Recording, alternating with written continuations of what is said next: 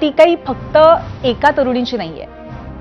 अशाच पद्धतीने अशोक खरातनं गेल्या काही वर्षांमध्ये अनेक तरुणी आणि महिलांचं आयुष्य बर्बाद केलंय. पण मग प्रश्न असा आहे की अशा बाबांची साम्राज्य फोफावतात तरी कशी? त्याला राजाश्रय कसा मिळतो आणि काय कमाल आहे बघा. जेव्हा अशोक खरातचा पर्दाफाश झाला तेव्हा सर्वात पहिले राज्याच्या महिला आयोगाच्या अध्यक्ष रुपाली चाकणकरांचा फोटो समोर आला. त्यावर विरोधकांची टीका सुरू होण्याआधीच दर तासाचा एका नेत्यांसोबतचा फोटो सुद्धा व्हायरल होऊ लागला. एका भाजप नेत्याचा फोटो आला की दुसऱ्या बाजूने एका ठाकरे सेनेच्या नेत्याचा फोटो यायचा. फोटोज तुमच्या स्क्रीनवर तुम्ही बघू शकता आणि दिसणारे सगळे नेते तुमच्या ओळखीचे आहेत. पण सगळ्यात जास्त चर्चेत आणि वादात राहिलं एकच नाव, ते होतं महिला आयोगाच्या अध्यक्ष रुपाली चाकणकर. त्यांचे अशोक खरात सोबतचे फोटो आधीच व्हायरल झाले होते. मात्र आज चाकणकर अशोक खरातचे पाय धुतानाचा व्हिडिओ सुद्धा व्हायरल झाला. इतकंच नाही तर विविध कार्यक्रमातले फोटो आणखीन प्रकाशात आले. विरोधक आणखीन आक्रमक झाले. शिवसेना ठाकरे गटाच्या नेत्या सुषमा अंधारे, रुपाली पाटील, ठोंबरे पाटील आणि सामाजिक कार्यकर्ते अंजली दमानिया यांनी चाकणकर यांच्या राजीनाम्याची मागणी केली. तर राष्ट्रवादीने आस्ते कदम दाखवत वेळ मारून नेली. पण काही मिनिटांपूर्वी आलेल्या माहितीनुसार रुपाली चाकणकरांना मुख्यमंत्र्यांनी राज्य महिला आयोगाच्या अध्यक्षपदाचा राजीनामा देण्याचे निर्देश दिले. त्यामुळे अवघ्या काही मिनिटांनंतर कदाचित त्यांचा राजीनामा येऊही शकतो. त्याकडे आपलं लक्ष असणार आहे.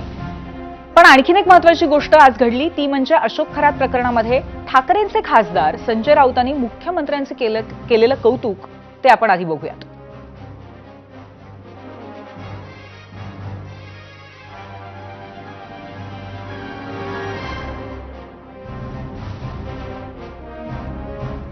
गेल्या साधारण 15 दिवसापासून अत्यंत गुप्तपणे मुख्यमंत्र्यांनी या खरात फाईल संदर्भात कारवाईचे आदेश दिले होते आणि गृहमंत्र्यांनी मुख्यमंत्र्यांनी जर कठोर कारवाईचे आदेश दिले असतील आणि कारवाई झाली असेल, झालेली दिसते आहे, तर म्हणून म्हणतो की मुख्यमंत्री अभिनंदनास पात्र आहे. माझ्या माहितीनुसार हा जो महाराष्ट्राच्या मंत्रिमंडळातील म्हणजे देवेंद्र फडणवीसजी यांच्या कॅबिनेटमधील अनेक मंत्र्यांचे हे गुरु महाराज आहेत. त्याच्यामुळे फडणवीसांच्या सरकारमधले अर्धे मंत्री तणावाखाली आहेत. ते इतके तणावाखाली आहेत की काही लोकांना ICUमध्ये भरती करावं लागेल. सध्याच्या मंत्रिमंडळातले 9 मंत्री अत्यंत घृणास्पद प्रकारचे विधी करत होते. ही अंधश्रद्धा आहे. त्याहीपेक्षा महाराष्ट्राच्या प्रतिमेला कलंकित करणारे हे प्रकरण आहे. तर संजय राऊतांनी मुख्यमंत्र्यांचं अभिनंदन केलं आणि ठाकरे सेनेच्या सुषमा अंधारे या अत्यंत आक्रमक झाल्या रुपाली चाकणकर यांच्या विरोधामध्ये. आणि त्यांनी असंही म्हटलं की तंत्रविद्येसाठी चाकणकरांनी आपली अनामिका कापून घेतलेली. नक्की काय म्हणाले आपण पाहूयात.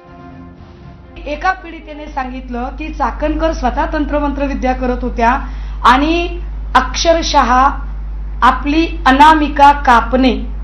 इथे एक मोठं बँडेज दिसतंय. चाकणकरांच्या अनामिकेला एक मोठं बँडेज आहे.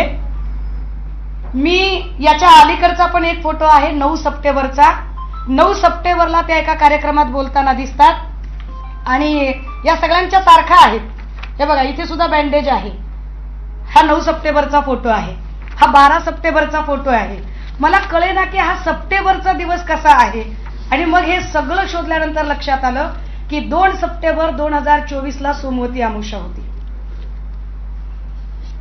ज्या बाईंना महिला आयोगाच्या अध्यक्षपदी बसवलेलं आहे त्या बाई 2 सप्टेंबर 2024ला सोमवती अमावस्येच्या दिवशी स्वतःची अनामिका कापून अशा पद्धतीची तंत्रमंत्र विद्या करतात.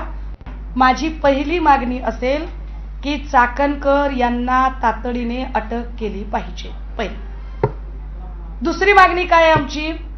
चाकणकरांची, ज्याला आपण कन्फ्रंटल एन्क्वायरी म्हणतो, समोरासमोर बसून, ती कन्फ्रंटल एन्क्वायरी ती झाली पाहिजे.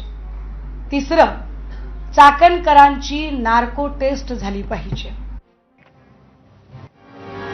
तर तंत्र मंत्र, अमावास्या पौर्णिमा वगैरे हे सगळे याच्यातले